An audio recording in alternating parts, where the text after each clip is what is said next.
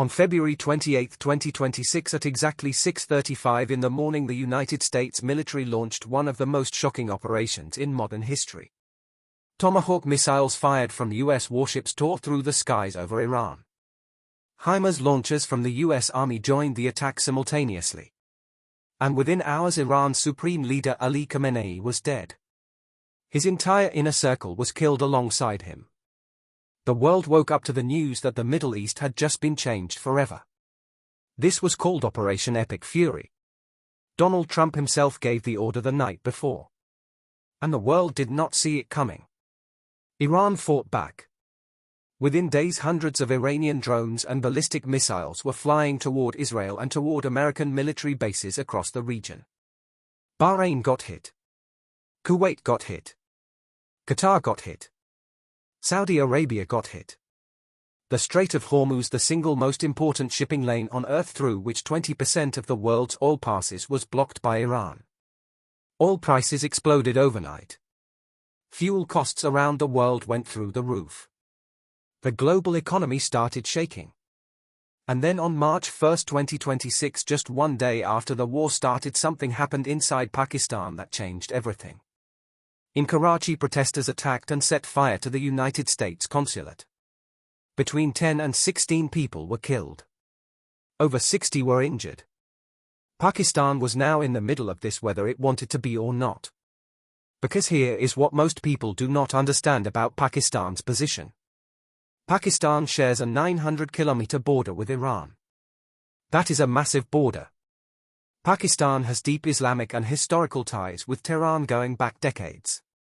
But Pakistan also has a long and complicated relationship with the United States and desperately needs American economic support. And at the exact same time, Pakistan was already fighting its own war against Afghanistan on its western border. Pakistan was surrounded on all sides by conflict.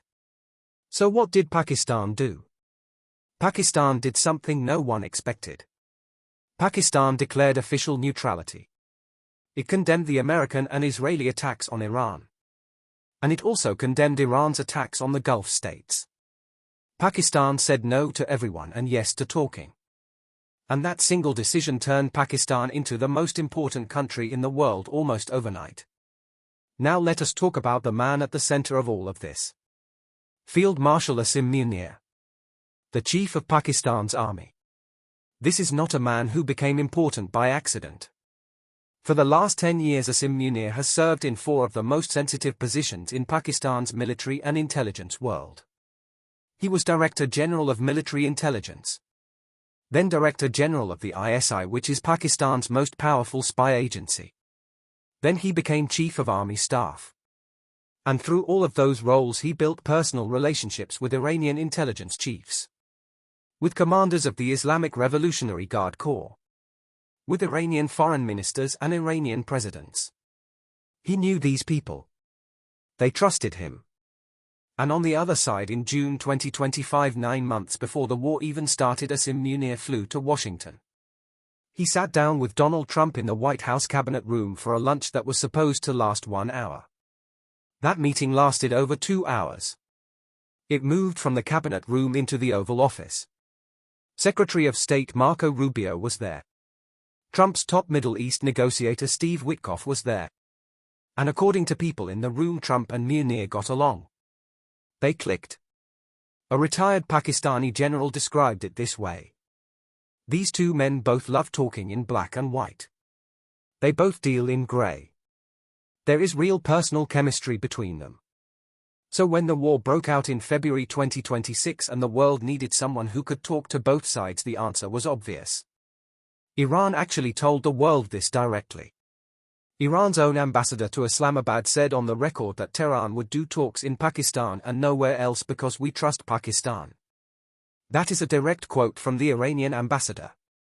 Iran trusted Pakistan. America trusted Asim Munir personally. And that combination made Pakistan the only country on earth that could do this job. On April 7, 2026, Trump posted on social media that a whole civilization will die tonight, never to be brought back again. The threat was aimed at Iran. Trump had set a deadline of April 7 for Iran to agree to reopen the Strait of Hormuz or face devastating new strikes. The world held its breath that night. And then something extraordinary happened. At the very last moment, Pakistan brokered a 2-week ceasefire. Trump announced it on social media hours after his terrifying threat. Iranian officials confirmed it moments later. China reportedly gave a final nudge to Iran's supreme leadership to accept. And just like that, the bombs stopped falling.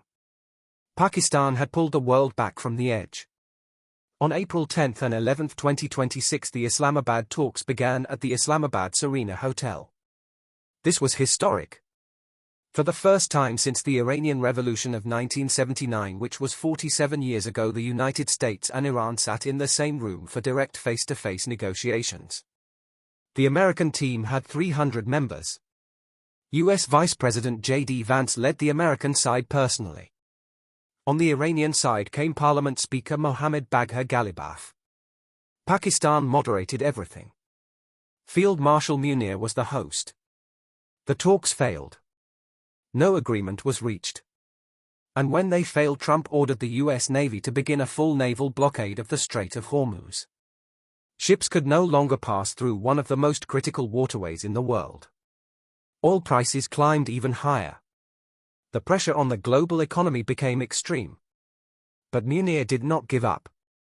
In late April, Iran's Foreign Minister Abbas Araghchi flew to Islamabad in the middle of the night. 2 Pakistani fighter jets personally escorted his plane into Islamabad's Nur Khan Air Base. Munir met him at the tarmac. They went straight to Army House, the headquarters of Pakistan's military, and talked through the night. By the time the sun came up at 8:30 in the morning, they emerged with something. Progress. And then this week something even more dramatic happened. Right now as you watch this video, Asim Munir has made 3 separate trips to Tehran in a single week. 3 trips. In 1 week. He met with Iranian President Masoud Pezeshkian personally. He met with Parliament Speaker Ghalibaf. He met with Foreign Minister Araghchi. Pakistan's military described over 24 hours of non-stop meetings in Tehran as highly productive. Pakistan officially said there is encouraging progress toward a final understanding. On the American side, Secretary of State Marco Rubio confirmed there has been slight progress. Trump himself said the deal has been largely negotiated. Iran's own foreign ministry said the 2 sides are in the final stage of a memorandum of understanding and that the positions of the 2 sides are becoming closer. A deal that could end this war is apparently sitting right on the table. Right now. Today. But here is where X Horizon asks the question nobody else is asking. What does Pakistan actually get from all of this? Think about the history.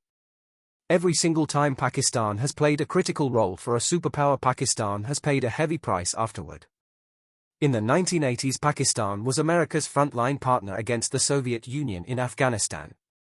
When the Soviets left, America walked away. Pakistan was left with millions of Afghan refugees. With decades of terrorism spilling across its borders.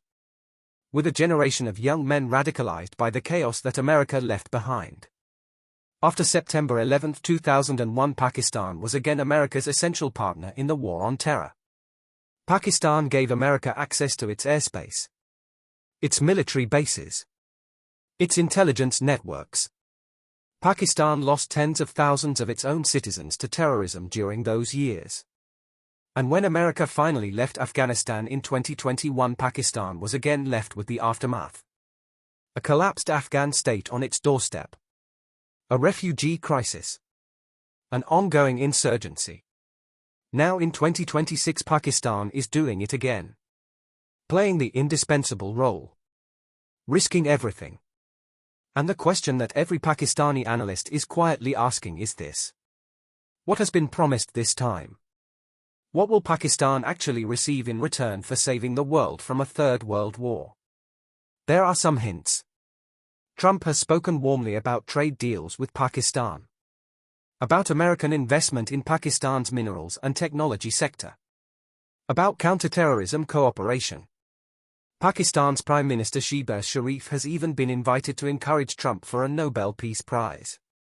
And Trump loves that kind of recognition. But promises are not guarantees. Warmth between leaders is not a binding agreement.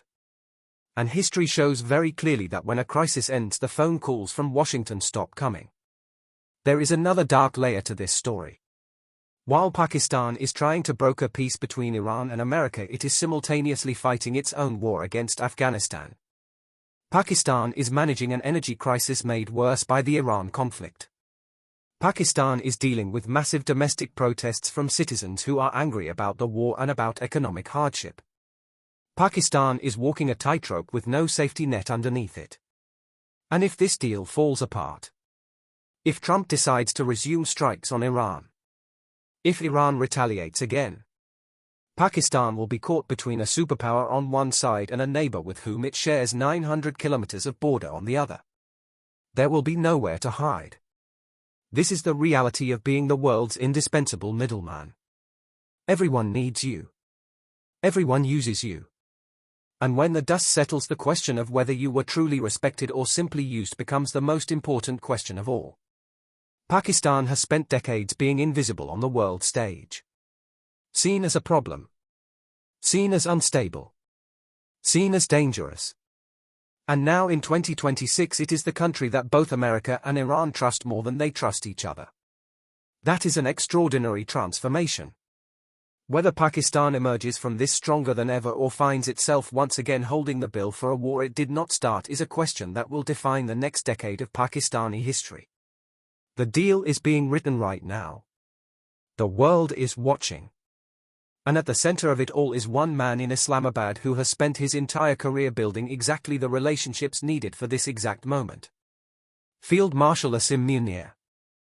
The man who might just stop World War III. This is X Horizon. We go where others do not. If this video made you think, then share it with someone who needs to see the bigger picture. Because the bigger picture is always darker than what they show you on the news.